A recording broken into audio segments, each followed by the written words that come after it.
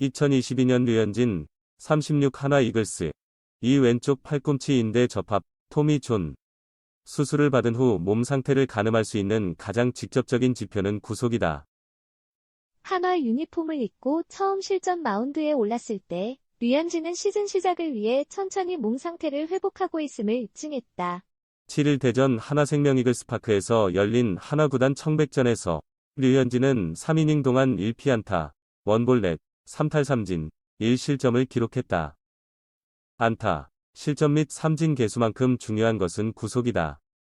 이날 류현진은 이글스 TV 유튜브에서 최고 시속 144km, 구단 측정에서 최고 시속 143km까지 기록했다. 이전 일본 오키나와에서의 라이브 투구, 실전처럼 타자를 상대로 투구하는 훈련에서는 최고 시속 140km를 넘지 못했지만 몇 날이면 부쩍 구속을 높였다. 최원호 한화 감독은 청백전 종료 후 연합뉴스 TV 등 인터뷰에서 오늘은 날씨가 쌀쌀해서 제구가 조금 흔들렸다. 그러나 라이브 투구 때보다 구속이 더 나왔다. 정규 시즌에 들어가면 긴장이 올라가면서 시속 140km 중반대로 던질 것이라고 말했다. 리그 전체 평균 구속이 약 142.6km였던 MLB에서의 지난 시즌. 류현진의 속구 평균 구속은 시속 88.6마일, 약 142.6km에 머물렀다.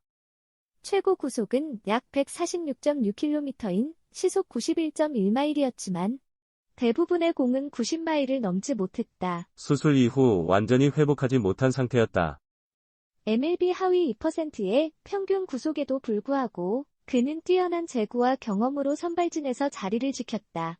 작년보다 건강해진 상태로 한화에 복귀했다.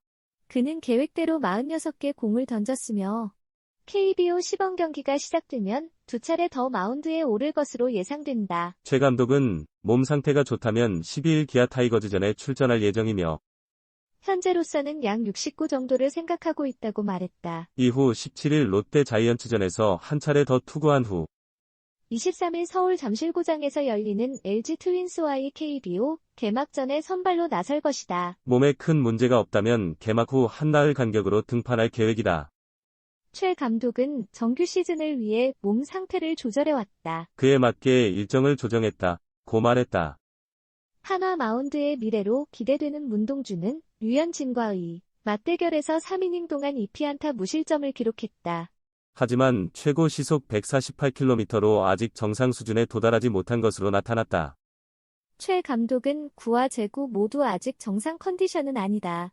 이유를 조사해보겠다. 고 말했다. 자동볼 판정 시스템 ABS이 적용된 이 경기는 선수들 뿐만 아니라 감독들에게도 처음 경험이었다. 최 감독은 스트라이크 존을 양쪽으로 2cm 늘린 것이 투수에게 유리하다는 것을 보았다. 이 변경 사항은 이전과 크게 다르지 않다고 말했다. 류현진의 복귀로 한화는 가을 야구에서 주목받을 것으로 예상된다. 최 감독은 팬들의 기대에 부응할 수 있도록 최선을 다하겠다고 말했다. 수비 꽝이라더니 생각보다 괜찮은데? 한화 98년생 새 얼굴 외야에 핵될까?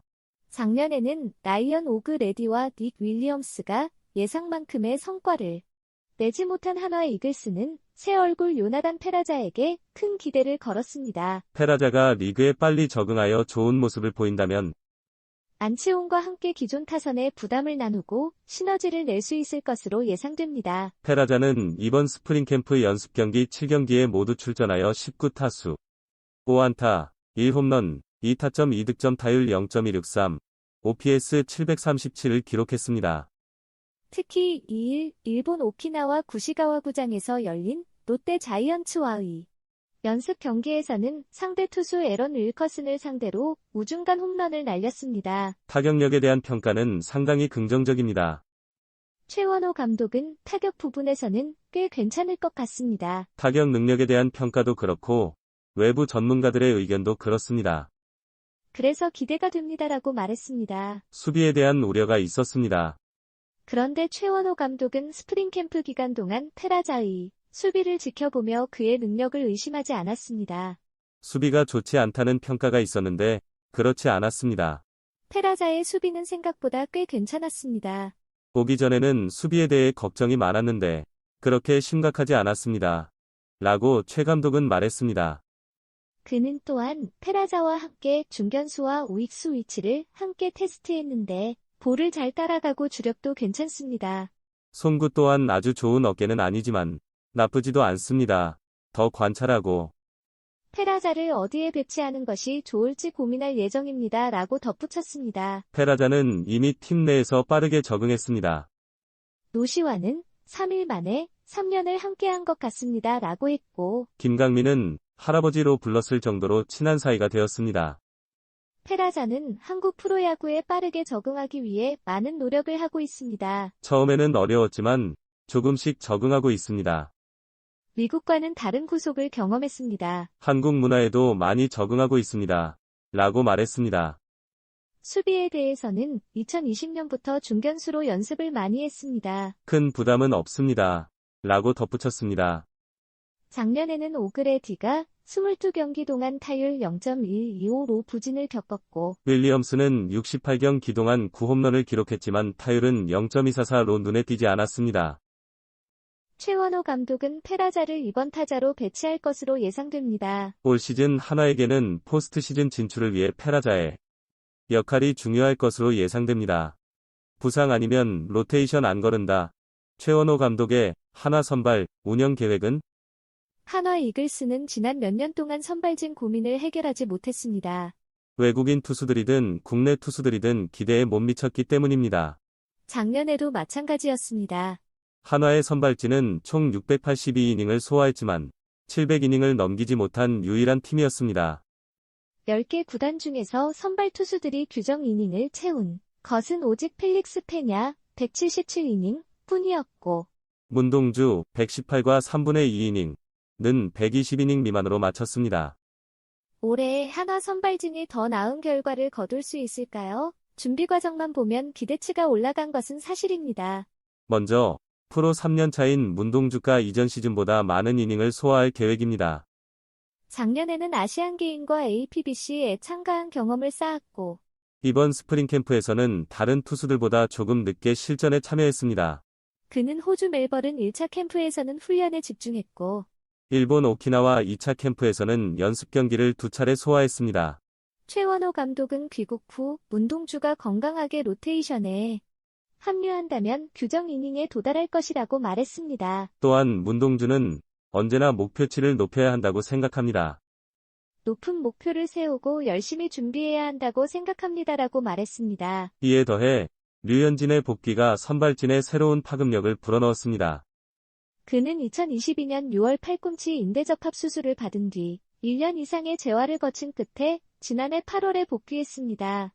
비록 구위는 예전만큼이 아니지만 변화구의 의력과 정교한 제구로 류현진은 여전히 빛을 발합니다. 그는 복귀 후에도 매 경기 5이닝 이상을 소화할 수 있다는 것을 입증했습니다. 한화는 그에게 많은 기대를 걸고 있습니다. 최원호 감독은 류현진은 실내 투구에서 오키나와의 야외 투구로 전환했을 때 몸이 잘 준비되어 있었습니다. 라이브 피칭에서도 예상보다 좋은 결과를 얻었습니다. 앞으로의 일정을 잘 소화한다면 개막전에 선발로 나서는데 큰 문제는 없을 것이라고 말했습니다. 류현진의 가세로 4선발이 확정됐지만 5선발은 아직 미정입니다. 그러나 현재로서는 김민우가 다른 선수들보다 유리한 상황입니다. 김민우는 작년에는 성적이 조금 부진했지만 올해 스프링 캠프 연습 경기에서는 좋은 모습을 보였습니다.